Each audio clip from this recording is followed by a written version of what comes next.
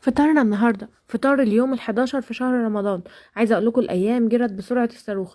تحسوا ان احنا هننام ونصحى يومين نلاقي خلاص نص الشهر كله عدى والنص التاني بيجري.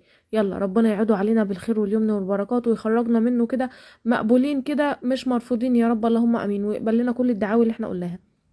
المهم ما علينا. دلوقتي ده فطاري اليوم ال11 في رمضان. انا بشهدكم كده يا جماعه.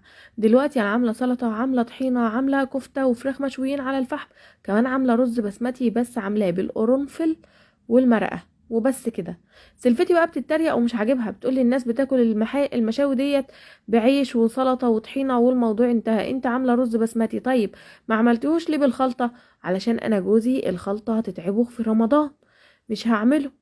دوت بقى المشكله اللي مش عاجبه سلفتي، عايزاني ان انا اضرب دماغي بالجزمه، ولما جوزي يكون في حاجه هتتعبه وما اشغلش بالي بيه. المهم ان انا اعمل الاكل الصح. قلت لها لا، مش المهم الاكل الصح،